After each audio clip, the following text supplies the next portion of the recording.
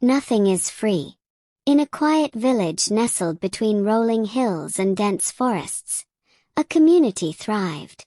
The villagers were simple folk, farmers, weavers, and carpenters, each with their role to play in maintaining the harmony of their world.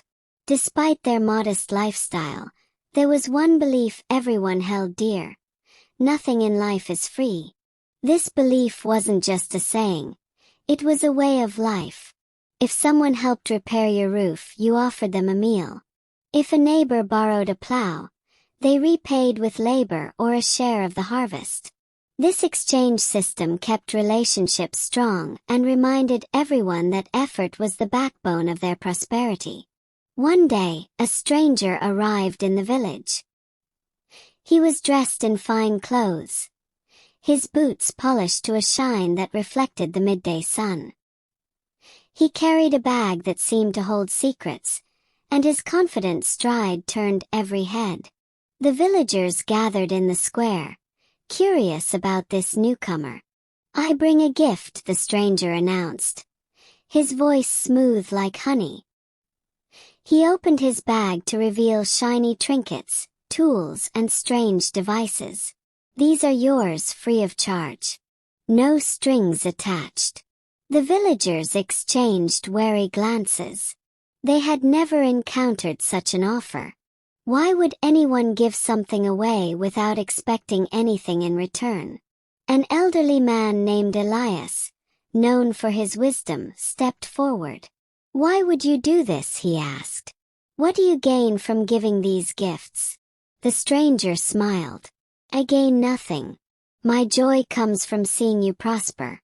These tools will make your work easier, your lives better." Skepticism lingered, but curiosity was stronger. Slowly, the villagers accepted the stranger's gifts. Farmers received tools that promised to double their harvests. Weavers were given looms that produced cloth faster than ever. Children played with bright, intricate toys they had never imagined. For a while, it seemed the stranger's generosity had brought a golden age to the village. Tasks that once took hours were now completed in moments. The villagers marveled at their newfound ease, their gratitude slowly replacing their initial caution. But as time passed, cracks began to show. The farmers noticed their crops weren't growing as robustly as before, despite the fancy tools. The soil seemed to lose its vitality. The weavers found that their looms, though fast, produced fabric that tore easily. Even the children's toys began to break, leaving behind sharp edges that caused small injuries. Elias called a meeting in the square. "Something is amiss," he said, his voice carrying the weight of concern. "These gifts seemed like blessings, but they are becoming burdens. Has anyone asked the stranger why this is happening?" The villagers realized that the stranger had vanished shortly after distributing his gifts. No one had seen him leave or questioned his departure. It was as if he had disappeared into thin air.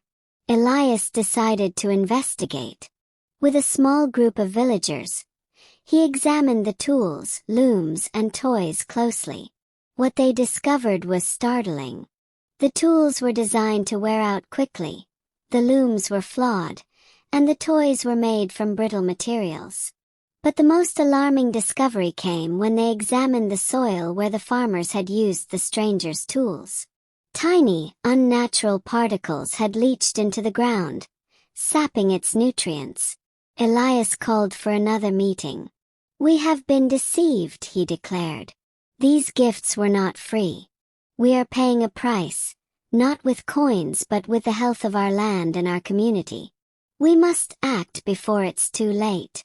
The villagers, united in their resolve, decided to undo the damage.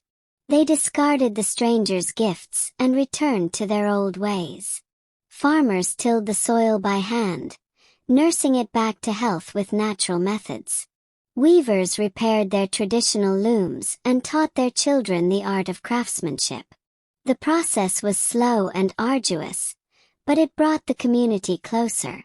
They shared knowledge, supported one another, and learned the true value of their labor. The children, initially disheartened by the loss of their toys, found joy in creating their own from simple materials. Months later, the village began to thrive again. The crops grew lush and plentiful, the fabrics were strong and beautiful, and the air buzzed with the laughter of children playing with their handmade treasures. Elias gathered everyone in the square once more. "Let this be a lesson we never forget," he said. "Nothing in life is free. True prosperity comes from hard work, respect for the land, and the bonds we share as a community. If something seems too good to be true, it often is." The villagers nodded, their hearts filled with gratitude for the wisdom they had gained.